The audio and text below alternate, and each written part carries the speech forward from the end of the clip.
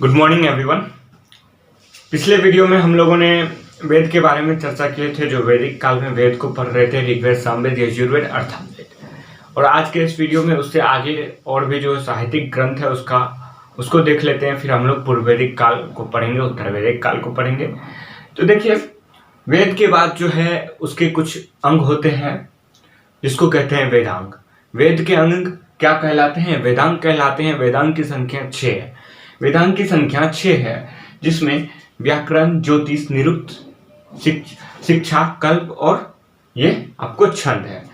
6 वेदांग कौन कौन है? वेदों का अंग वेदांग कहलाते हैं, जिसमें 6 वेदांग हैं। व्याकरण, ज्योतिष, निरुक्त, शिक्षा, कल्प और छंद। ये याद हो जाना चाहिए आप लोग को, इंपोर्टेंट है। वेदांग 6 है, ठीक। ज्योतिष, शिक्षा, कल्प, निरुक्त, छंद। उसके बाद जो है, अब देखिए, ये जो व्याकरण आप वेद को पढ़ेंगे तो उसके लिए आपको डायरेक्ट यदि वेद पढ़ने लगेंगे तो वो संस्कृत में लिखा रहता है। तो संस्कृत में आपको थोड़ा फास्ट लगेगा यदि आप नहीं पढ़े हैं। तो क्या होगा, उसके लिए आपको धीरे धीरे पहले क्या करना पड़ेगा? वेदांग को पढ़ना पड़ेगा। इन 6 वेदांग को यदि आप अच्छे तरीका से पढ़ लेते हैं तो वेद आपको अच्छे से समझ में आएगा।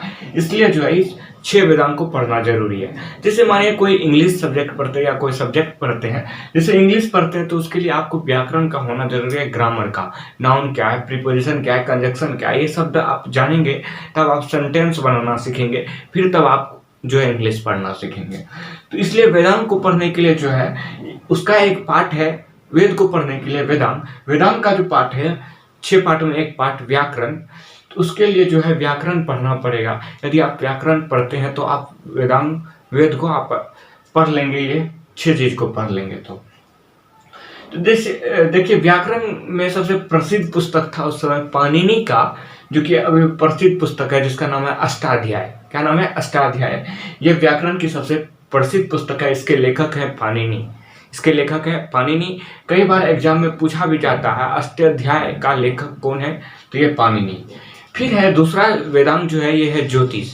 ज्योतिष में आप जानते होंगे कि आप यदि किसी राशि या किसी के बारे में आप ज्योतिष से दिखवाते हैं। क्या करते हैं? ज्योतिष से दिखवाते हैं अपना भाग्य। आपका भाग्य कैसा है, कल का दिन कैसा होगा, आप राशि सब देखते हैं, यही ज्योतिष है। तो ज्योतिष का सबसे प्रसिद्ध पुस्तक क्या है? ज्योतिष का सबसे प्रसिद्ध पुस्तक है बृहद संगीत। क्या? बृहद संगीत, जो वराहमिहिर के द्वारा लिखा गया था। तो आपको जो है ये सब पुस्तक को याद रखना है, जो कि सभी एग्जाम के लिए इंपॉर्टेंट होता है। तो ज्योतिष का सबसे प्रसिद्ध पुस्तक बृहद संगीत है, जो वराहमिहिर के द्वारा लिखाया गया। अब आपको इसके अलावा 4 वेदांग बचते हैं, निरुक्त, शिक्षा, कल्प और छंद। ये 4 वेदांग बचते हैं। तो इनके पुस्तक का क्या नाम होगा? इनके पुस्तक का नाम आपको आसान है, इसमें शास्त्र जोड़ दीजिए सब में तो बन जाएगा। निरुक्त शास्त्र, शिक्षा शास्त्र, कल्प शास्त्र और छंद शास्त्र। ठीक है, ये 4 पुस्तक इधर बन जाएगा और उधर 2 याद रह जाएगा, अष्टाध्याय और बृहद संगीत। तो आप ये छंद, शिक्षा के बारे में जानते हैं, कल्प और छंद के बारे में आप हिंदी में पढ़ते होंगे, वो छंद क्या होता है। तो ये सब ये वेदांग 6 हो गया। इन वेदों को पढ़ने के लिए इन 6 वेदांग यदि आप पढ़ लेते हैं तो आप अच्छी तरह से जो है वेद को पढ़ सकेंगे।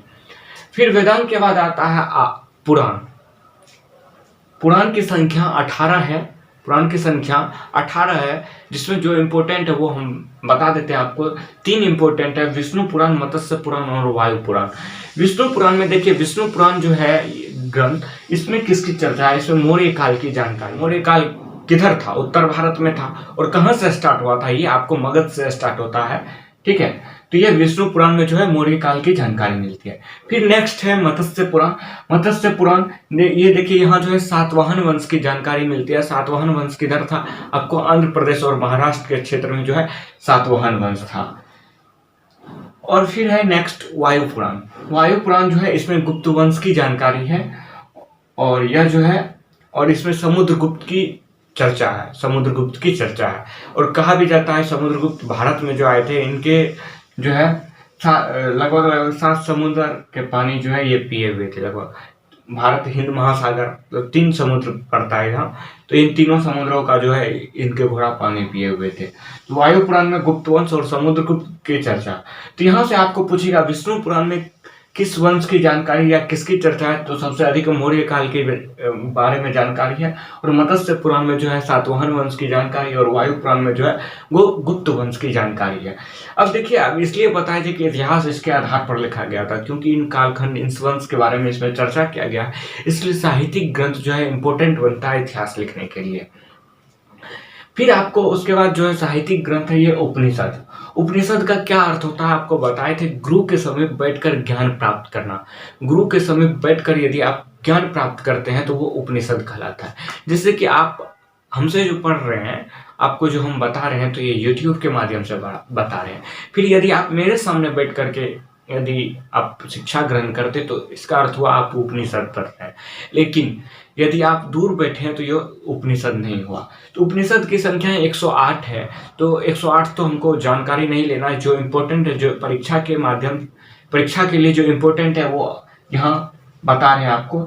जिसमें उपनिषद में 13 उपनिषद जो है प्रमाणित है, 13 को मान्यता मिला हुआ है।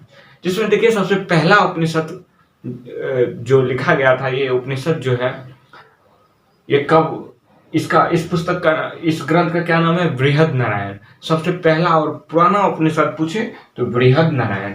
सबसे पहला और पुराना उपनिषद बृहद नारायण, और सबसे आखिरी उपनिषद जो पहला था वो बृहद नारायण, और सबसे आखिरी उपनिषद किसी चीज का पहला या आखिरी पूछता है तो ये दोनों याद रखना है। तो आखिरी उपनिषद ये क्या होगा, अलोपनिषद।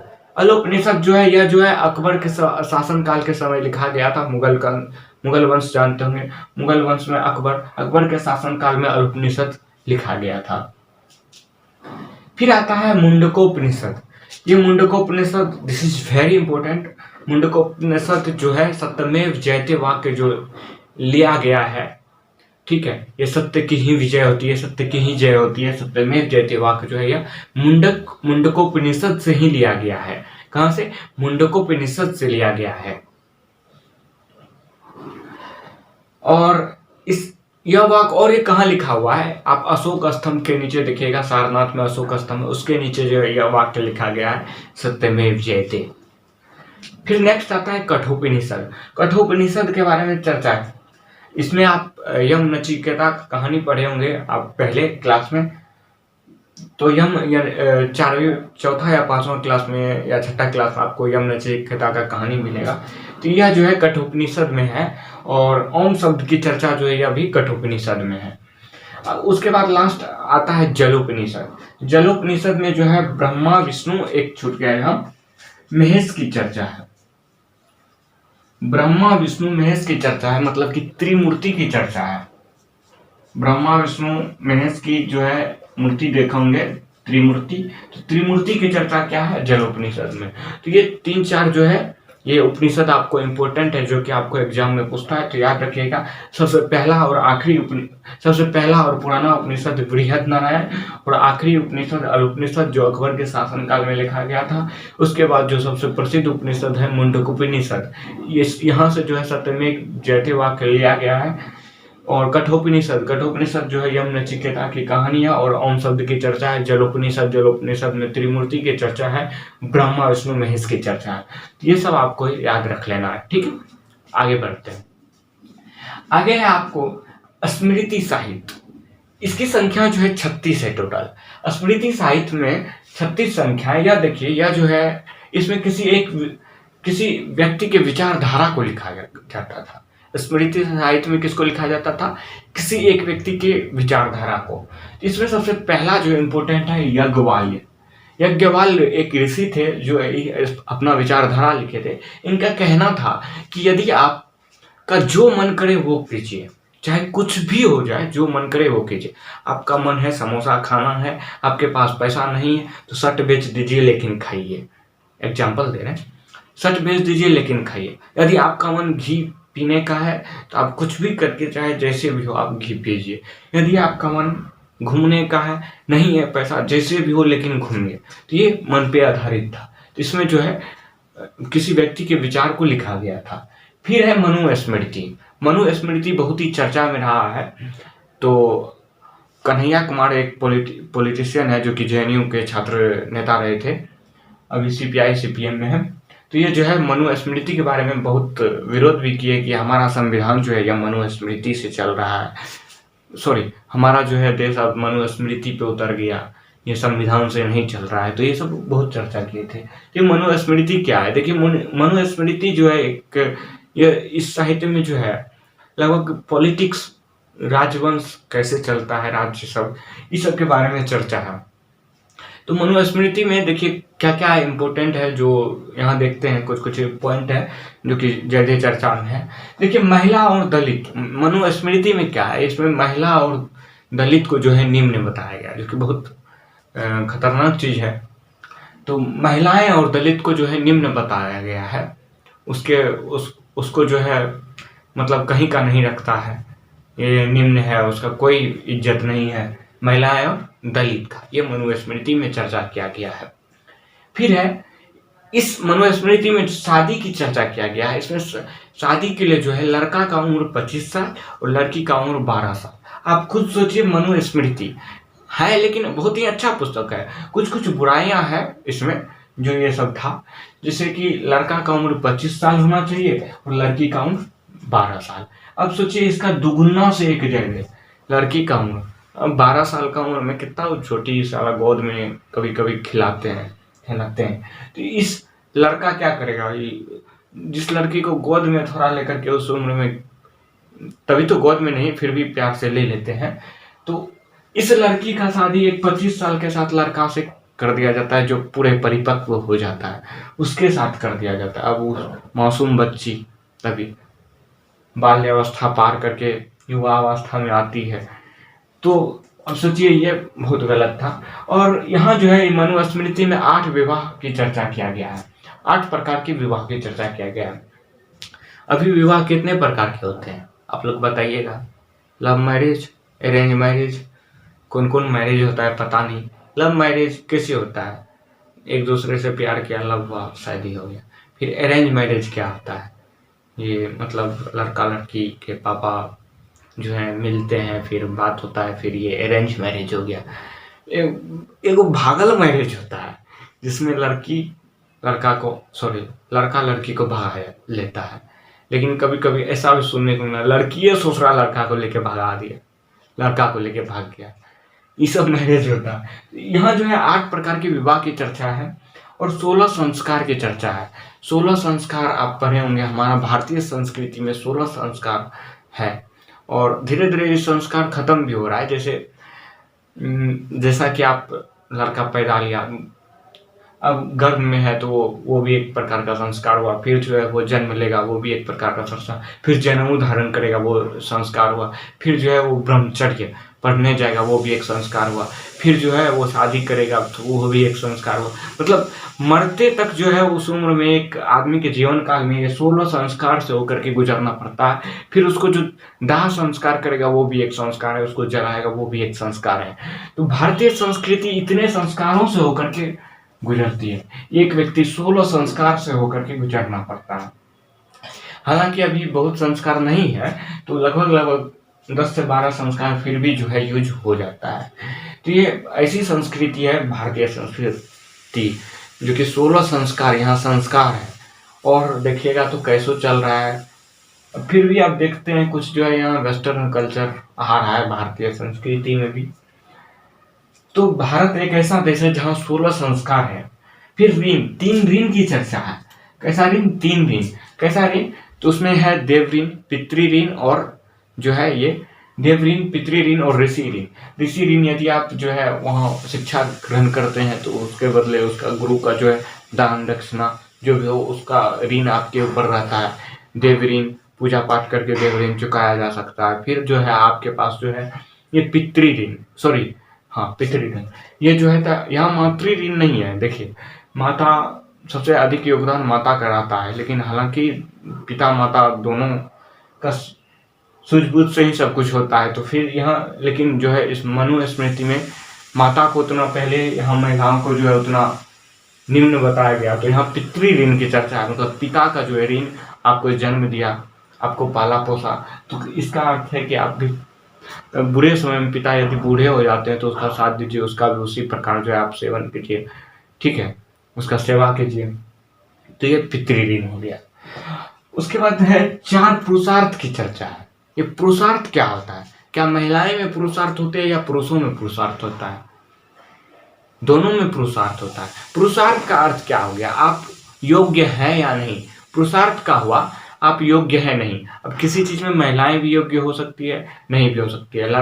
अब पुरुष हैं तो वो भी योग्य हो सकता है, नहीं भी हो सकता है। ये पुरुषार्थ का अर्थ होता है क्या? ये आप योग्य है नहीं। तो अब किसमें पुरुषार्थ है या नहीं है, ये देखिए। पुरुषार्थ 4 जो है ये धर्म है। धर्म का मतलब हिंदू मुस्लिम नहीं है। धर्म का मतलब है आपका कर्तव्य से रिलेटेड। आपका कर्तव्य क्या है? जैसे मेरा कर्तव्य है आपको पढ़ाना, और आपका कर्तव्य है आप उसको पढ़ के याद करना। ठीक है, ये आपका कर्तव्य है। यदि आप अपने कर्तव्य को पूरा नहीं करते हैं तो इसका मतलब है कि आपके अंदर पुरुषार्थ नहीं है। आप जो है पुरुषार्थ के लायक नहीं है। फिर आता है अर्थ। आपके पास अर्थ से संबंधित है, अर्थव्यवस्था से, मतलब पैसा होना चाहिए। आपके पास क्या होना चाहिए? पैसा होना चाहिए। पैसा नहीं है तो आप कहीं के नहीं है, आपके अंदर पुरुषार्थ नहीं बचा है। ठीक है। फिर काम। एक काम से रिलेटेड, वो काम ये नहीं कुछ कर रहे हैं वो नहीं, ये काम से रिलेटेड है। काम का अर्थ हुआ काम वासना, काम सूत्र। काम वासना मतलब सेक्सुअल डिटेल से रिलेटेड है।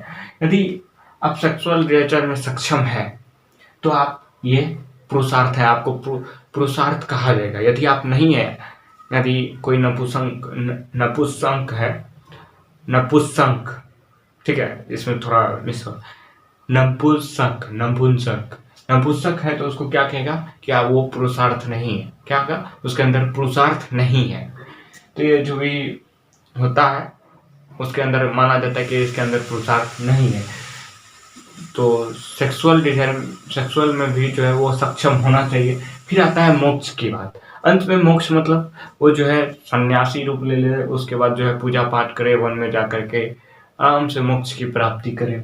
तो ये 4 प्रकार के पुरुषार्थ है जो एक किसी व्यक्ति के पास होना चाहिए। मतलब कर्तव्य, पहला धर्म कर्तव्य, पैसा, काम, मतलब सेक्सुअल से रिलेटेड जो भी है वो कर सके, फिर जो है मोक्ष की प्राप्ति कर सके। तो ये 4 प्रकार के पुरुषार्थ हैं। जिनके पास ये सब नहीं होगा वो उनके अंदर पुरुषार्थ नहीं है।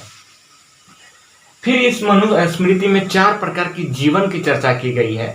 4 प्रकार के जीवन में जो है, जैसा फर्स्ट है ब्रह्मचर्य, गृहस्थ जीवन, वानप्रस्थ जीवन और सन्यासी जीवन। ये 4 प्रकार के जीवन की चर्चा की गई। सोचिए उस समय मनुस्मृति जब लिखा गया था 2000 साल पहले अभी से, उस समय ये सब चीज चर्चा किया गया था। 16 संस्कार, ये इतना प्रकार के जीवन, 8 प्रकार के विवाह, इतना चीज उस समय इस भारत की संस्कृति कैसा रहा है, ऐसा ऐसा पुस्तक को मिलता था। तो सोचिए यदि इस सब चीज को पढ़ लेता है तो वो बहुत ही ज्ञानी हो जाता है। तो इसलिए भारतीय साहित्य में उतना ज्ञान भरा पड़ा है जो दूसरा देश के लोग पढ़ लिए और यहाँ के लोग को मूर्ख बना करके जो है यहाँ राज करने लगे। जैसा कि अंग्रेज, वो लोग हमारा साहित्य पढ़ के जो है हम मेरे पे ही राज करने लगे। ठीक है। तो ये 4 प्रकार के जो जीवन है, इनमें सबसे पहला है ब्रह्मचर्य। ब्रह्मचर्य का जो है एज होता है ये 5 से 25 ईयर्स का होता है। लेकिन इससे पहले एक होता है बाल्य अवस्था। जिस समय व्यक्ति जन्म लेता है, जिस समय जो है कोई बच्चा जन्म लेता है, तो 0 से 5 ईयर का जो अवस्था होता है उसको कहते हैं बाल्य अवस्था। बाल्य अवस्था कहते हैं, जो कि ये 4 जीवन में नहीं रखा गया है। जीवन में जो है स्टार्ट होता है सबसे पहले ब्रह्मचर्य से, जो कि 5 से 25 साल के लोगों के एज को जो है ये ब्रह्मचर्य में रखते हैं। यहाँ 20 साल का जो है 25 साल का डिफरेंस होता है जीवन में। तो सबसे पहला जो 5 से 25 ईयर्स का होता है ये ब्रह्मचर्य होता है। ब्रह्मचर्य मतलब इस समय व्यक्ति जो है स्टूडेंट रहेगा। ठीक है। यदि आप 5 से 25 साल के हैं और पढ़ाई कर रहे हैं तो मतलब आप ब्रह्मचर्य जीवन जी रहे हैं।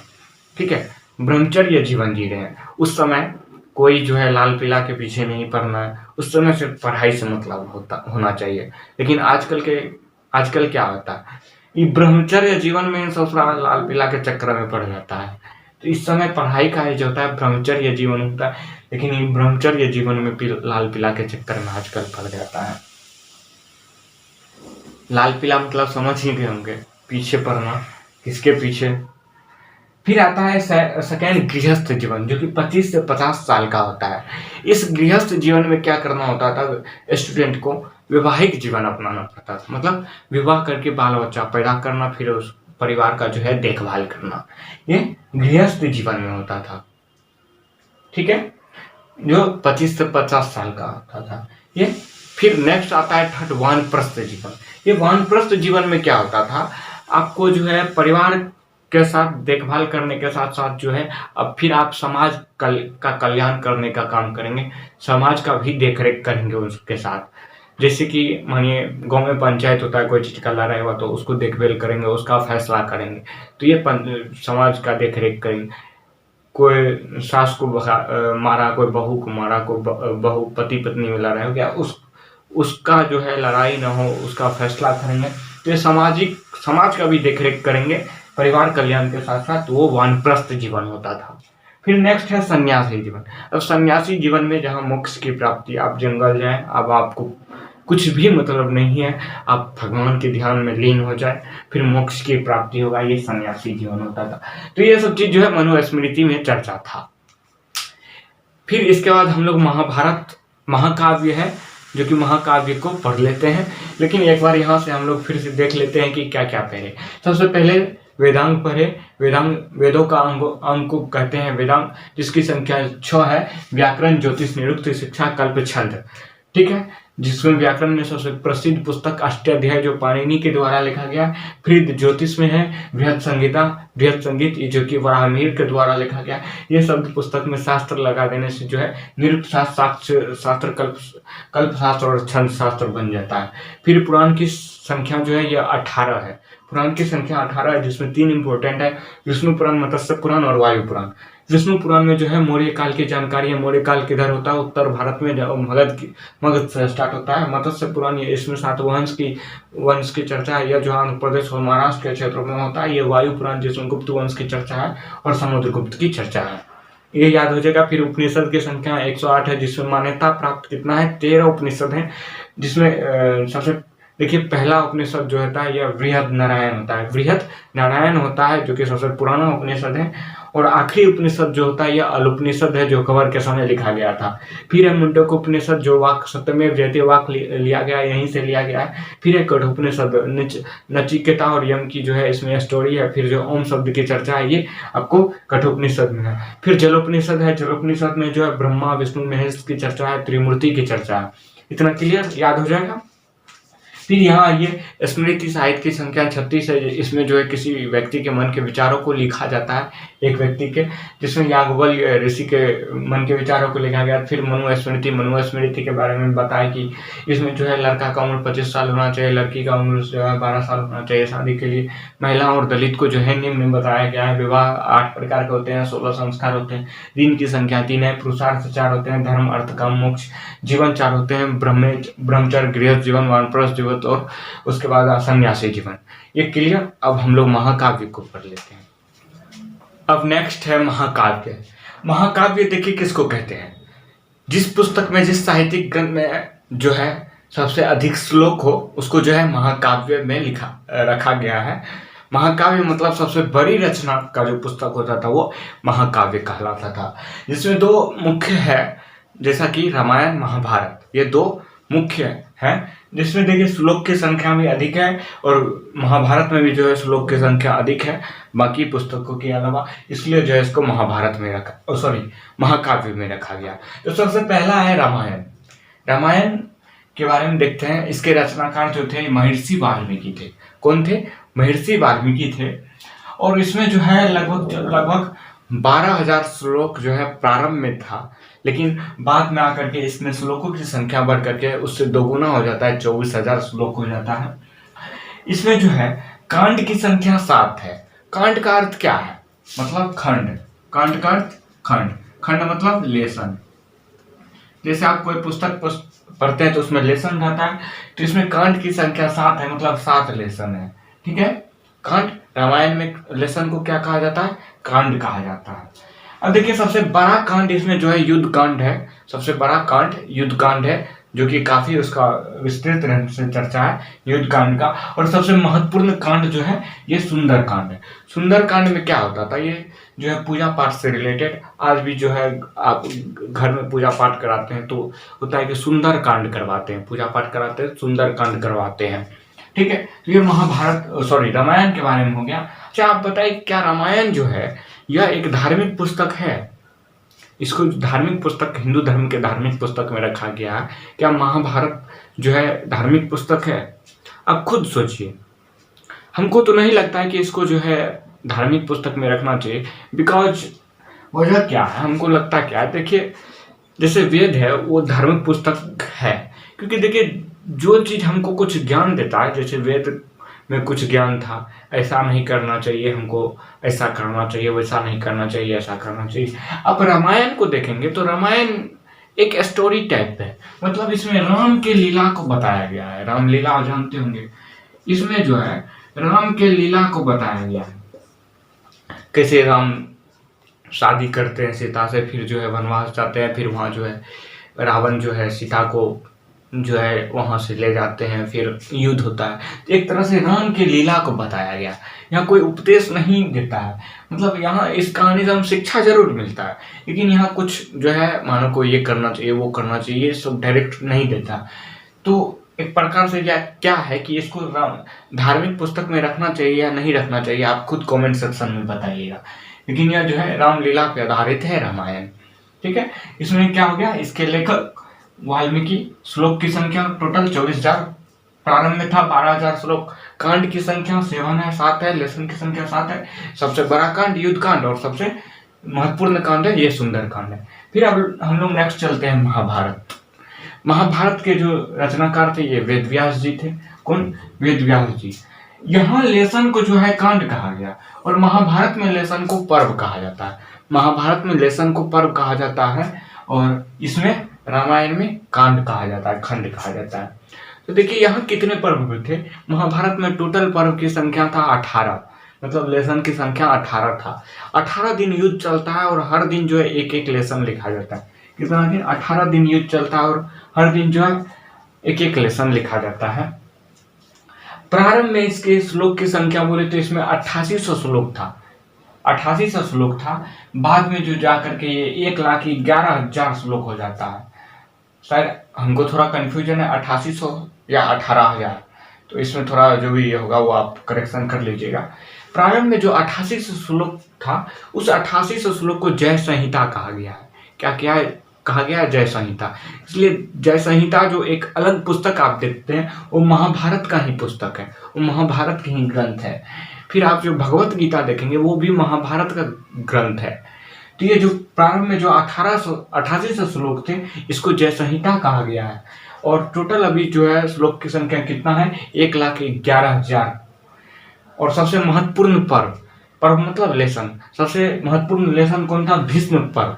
कौन? भीष्म पर्व, जिसको उसमें भगवत गीता में जो भी लिखा गया वो भीष्म पर्व है। ठीक है, ये सबसे महत्वपूर्ण है भगवत गीता। भगवत गीता में क्या लिखा गया? ये कृष्ण के उपदेश को इसमें लिखा गया है भगवत गीता में। गीता जानते होंगे, भगवत गीता को आप गीता भी बोल सकते हैं। इसमें कृष्ण के उपदेश को लिखा गया है। तो क्लियर हो गया, महाभारत वेदव्यास ने लिखे पर्व की संख्या मतलब लेसन की संख्या 18 दिन युद्ध चला। प्रारंभ में जो है 8800 श्लोक था जिसको जय संहिता कहा गया। फिर जो है बाद में जो है 1,11,000 श्लोक हो जाता है, जिसमें सबसे महत्वपूर्ण पर्व जो है ये विष्णु पर्व है, जो कि भगवत गीता में कृष्ण का उपदेश होता है। तो मेरे हिसाब से अब तक में जो है सब प्रकार के साहित्यिक ग्रंथ, जो साहित्यिक स्रोत था वो क्लियर हो गया होगा। अब हम लोग जो है नेक्स्ट क्लास में पूर्व वैदिक काल और उत्तर वैदिक काल को देखेंगे। वैदिक काल में क्या क्या था ये आपको बता दिए। पूर्व वैदिक काल का जो समय था 1500 से 1000 ईस्वी का, 1000 ईसा पूर्व का, वो आप लोग को पढ़ाएंगे। क्लियर? और भी कुछ छूटा तो हाँ, अर्णयक के बारे में आप एक चीज जान लीजिए।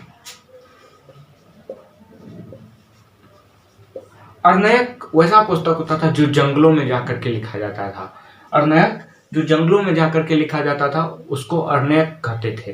अरण्यक में कौन सा आता है? क्या अरण्यक अलग एक से एक पुस्तक होता था? नहीं, वो अलग से नहीं होता था। जिस भी पुस्तक, जितना साहित्यिक ग्रंथ पढ़े हैं, जिस भी ग्रंथ को जो है जंगल में जाकर के लिखा गया, वो आपको अरण्यक हो जाता था। जैसे आपको ऋग्वेद, सामवेद, यजुर्वेद, ऋग्वेद, सामवेद और यजुर्वेद यह अरण्यक है। आपको ऑप्शन दे देगा इसमें कौन अरण्यक है, कौन नहीं है। ऋग्वेद, सामवेद, यजुर्वेद, अथर्ववेद।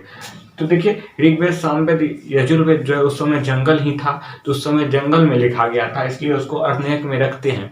लेकिन एक और पुस्तक है अथर्ववेद, जो कि बहुत समय बाद लिखा जाता है उसके, तो उस समय जो है भारत में नगरीकरण की शुरुआत हो गया था, तो उसको जंगलों में नहीं लिखा गया था, इसलिए उसको अरण्यक के श्रेणी में नहीं रखते हैं। क्लियर हो गया? फिर नेक्स्ट क्लास में हम पूर्व वैदिक काल को देखेंगे। तब तक के लिए बाय।